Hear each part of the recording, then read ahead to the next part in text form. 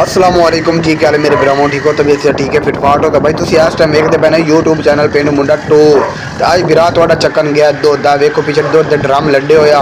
तो भाई मेरे वड्डे का काम है, लेकिन वो पानी लाई खलाई हो सका अज भाई तू ही दुध चक। तो मैं चक्कन गया की वेखदा भाई रस्ते के अगे है ट्राला फसा कला, 3-4 गड्डियां खलिया।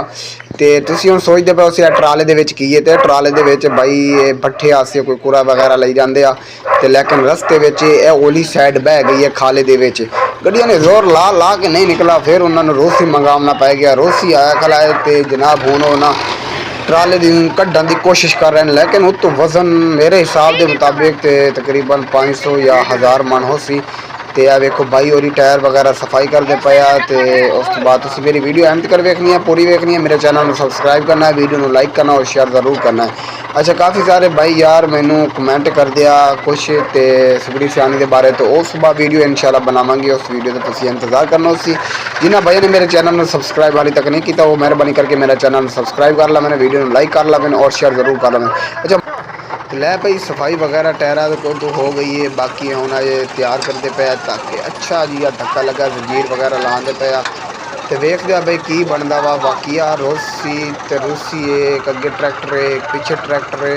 तो ट्राले में कट सकते हैं या नहीं कट सकते हैं। तो लेकिन जितना एक मैनू उम्मीद लगता पे ट्रक रोसी है, तो वैसे ट्राले में तो ना निकलना चाहिए। ठीक है, तो लै भाई गड्डियाँ लादियाँ पे जोर, तो तुम वीडियो देखनी है एंड तिकर। लै भाई चल चल चल पे चल की हो गया, लेकिन नहीं ना भाई ना फिलहाल टायरा की होर सफाई की जाए। ठीक है, तो लै भाई तुम एंड तक देखना। सो अगे जाके इस तरह होंगे वा कि भाई रूसी वाला तो ट्राला निकल जाता पिछे पिछे जाके वो एक तुम गड्डी नजर आती कली हो सी भाई, वो ट्राली तो पिछे एक गड्डी है वो फस जाते आ। ठीक है, तो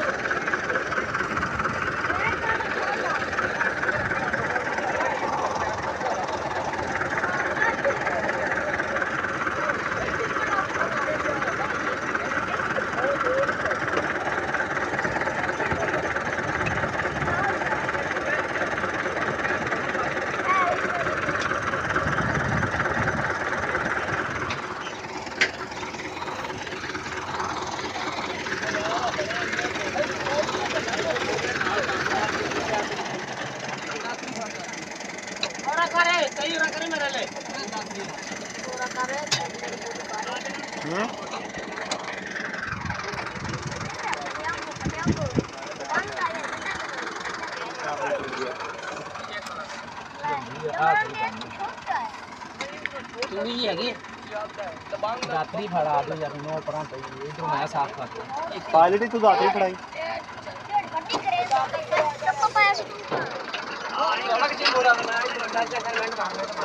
हलाए मांस मोर चोकला खा रहा है।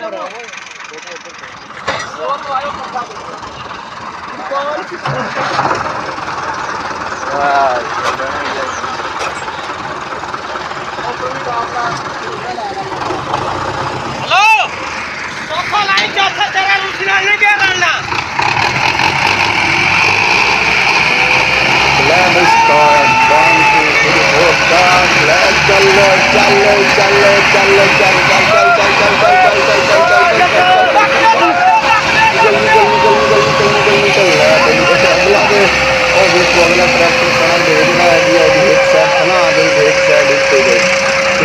जनाब भाई और पिछले ही फस मैं लगता इन्हें दिया वा।